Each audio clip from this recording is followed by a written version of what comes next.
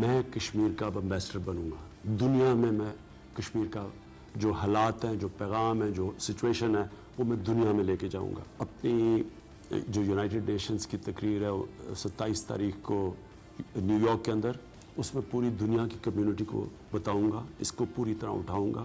اس سے پہلے جب نیو یارک میں ہوں گا سارے لیڈر سے ملوں گا, ہم سب کو بتائیں گے.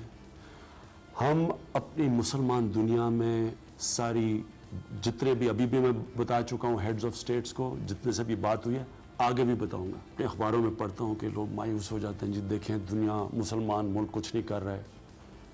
بالکل آپ کو مایوس ہونے کی ضرورت نہیں ہے.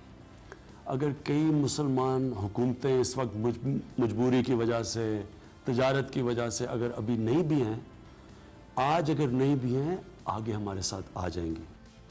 پاکستان کشمیر کا مسئلہ عالمی سطح پر اجاگر کرنے کی کوششیں کر رہا ہے. اس کے لیے سیاسی, سفارتی اور قانونی آپشنز کو استعمال کیا جا رہا ہے. سلامتی کونسل کے مشاورتی اجلاس میں کشمیر کا مسئلہ زیر بحث لانے کے بعد اسے عالمی عدالت انصاف میں لے کر جانے کے آپشن پر غور ہو رہا ہے. اس کے ساتھ ساتھ سفارتی سطح پر دلچسپ صورتحال ہے کشمیر کے معاملے پر, جہاں عرب ممالک نے خاموشی کی پالیسی اختیار کی ہوئی ہے. وہیں امریکی صدر ڈونلڈ ٹرمپ اس میں دلچسپی کا اظہار کرتے رہے. وزیر اعظم عمران خان سے ملے تو کہا کہ نریندر مودی نے انہیں کہا کہ یہ مسئلہ حل کرو. اس کے بعد کہا کہ میں حل کر سکتا ہوں اگر یہ دونوں ممالک چاہیں. اس موقع پر بھارتی وزیر اعظم نریندر مودی نے کہا بھارت اور پاکستان کے تمام مسائل دو طرفہ ہیں, اس لیے ان کے حل کے لیے دنیا کے کسی ملک کو زحمت نہیں دیتے اور دونوں ممالک مل کر مسائل کو حل کر سکتے ہیں. اب اہم بات یہ ہے کہ اس سے پہلے کشمیر کی صورتحال پر امریکی صدر اور وزیر اعظم عمران خان میں 20 اگست اور 16 اگست کو رابطہ ہوا تھا اور مقبوضہ کشمیر کی صورتحال پر بات ہوئی تھی, جسے اہم پیش رفت قرار دیا گیا. اب امریکی صدر جنہوں نے وزیر اعظم عمران خان کے دورہ امریکہ کے دوران کشمیر پر ثالثی کی پیشکش کی تھی, یہاں تک کہا تھا کہ خود نریندر مودی بھی یہی چاہتے ہیں. آج ان کا کہنا ہے کہ پاکستان اور بھارت خود مسئلہ حل کر سکتے ہیں, ان کی ضرورت پڑی تو وہ کردار ادا کر سکتے ہیں. یہ سارا معاملہ کس طرف جا رہا ہے؟ ہمارے ساتھ معید یوسف صاحب موجود ہیں, ماہر بین الاقوامی امور. معید یوسف صاحب بہت شکریہ. مطلب ظاہر ہے پہلے زیادہ ایک اسٹرانگلی بات کی تھی ڈونلڈ ٹرمپ نے کہ میں مجھ سے تو مودی نے کہا کردار ادا کرنے کو, اب وہ کہہ رہے ہیں یہ دونوں ریزالو کر سکتے ہیں. آپ سمجھتے ہیں کہ کوئی کردار ادا ہو سکتا ہے بنیادی طور پر, یا پیچھے ہٹ رہے ہیں وہ اپنے پہلے کے بیان سے؟ شاہ زیب دیکھیے, میں آپ کے پروگراموں پر بہت دیر سے بات کر رہا ہوں کہ امریکی انتظامیہ اور ڈونلڈ ٹرمپ صاحب ایک صفحے پہ نہیں ہیں بہت سی چیزوں میں خارجہ پالیسی پہ. ہندوستان اور پاکستان کا معاملہ, کشمیر کا معاملہ ایک اور وہی پہلو دکھاتا ہے سامنے, کیونکہ جب عمران خان صاحب گئے تھے تو ڈونلڈ ٹرمپ صاحب نے یہ بات کی تھی, بیوروکریسی امریکہ کی تب بھی اس بات پر جو ہے وہ متفق نہیں تھی. تو وہ تو یہ چاہتے ہیں, ان کا سٹائل بھی یہ ہے کہ میں چیز کے بیچ میں آؤں, حل کروں, میں ہر چیز حل کر سکتا ہوں.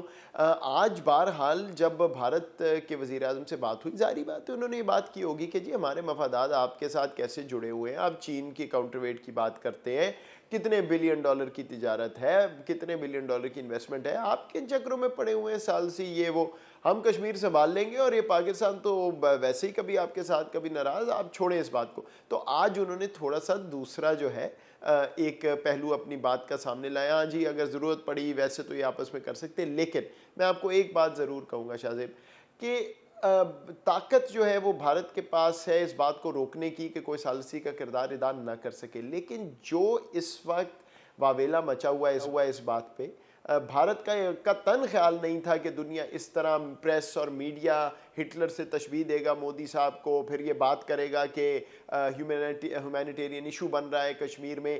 اب کشمیر میں کرفیو لگا ہوا ہے, بھارت جانتا ہے ریزسٹنس ہوگی ہی ہوگی اگر کرفیو ہٹا, کرفیو نہیں ہٹے گا نہ کھانا نہ پینے کو, ہیومینیٹیرین کرائسس بن رہا ہے.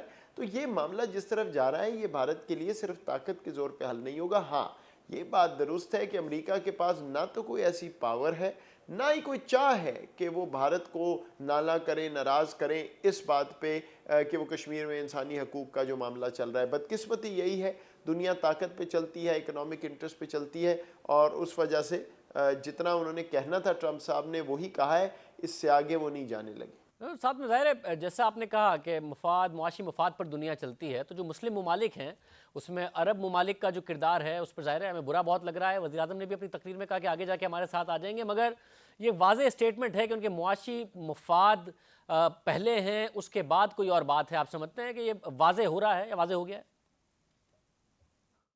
واضح ہو تو گیا, اب اس سے زیادہ کیا واضح ہونا ہے. ایک طرف ان کو ایوارڈ مل رہا ہے, دوسری طرف ریلائنس کے ساتھ جو ہے سعودی ارامکو کی انویسٹمنٹ آ رہی ہے, बड़ी देर से आपको नज़र आ रहा है ये मामला। तो मुस्लिम उम्मा तो पहले भी बदकिस्मती से आपस में लड़ने के लिए हम बहुत एक दूसरे से माहिर हैं, लेकिन उसके अलावा तो खातिर खा कुछ नहीं होता। मफादात है उनके भी अपने चल रहा है। आज इमरान खान साहब ने भी जो जिक्र किया है कि चले आज नहीं तो बाद में शायद साथ आ जाएंगे, मे भी आ जाएंगे, मे भी नहीं आएंगे, लेकिन इस वक्त तो बिल्कुल वाजे कर दिया, बल्कि नॉर्मल से ज़्यादा वाजे किया है। और एक तरह से ठीक है, ये रोज़ हर दफ़ा हम ये खड़े हो जाते हैं, कोई भी चीज़ होती है कि जी चले इकट्ठे हो, OIC ये वो। इस दफ़ा उन्होंने वाजे कर दिया कि भाई साहब कोई OIC कोई कुछ नहीं, हमारे इकनॉमिक मफादात हैं, फ़िलहाल हम उन पर फोकस कर रहे हैं, बाद में कोई चीज़ हुई तो देखेंगे। तो उधर से मुझे तो कम से कम कोई उम्मीद ऐसी ज़्यादा नहीं है। कश्मीर के मामले पे जहाँ पाकिस्तान से मफादात मिलेंगे आके, खा वो ईरान के मामले पे चाहे पाकिस्तान कुछ करे, खा वो और कोई इक्तसादी इशूज़ हो, उस पर इकट्ठे हो जाएंगे। लेकिन इस पर तो बिल्कुल वाज़ेह अमारात की तरफ से भी, सऊदी अरब की तरफ से भी, और भी ममालिक, तुर्की के अलावा मेरा ख्याल है कहीं से भी आवाज़, और ईरान की क्योंकि वो सऊदी अरब से नाला है, और तो कहीं से आवाज़ नहीं आई।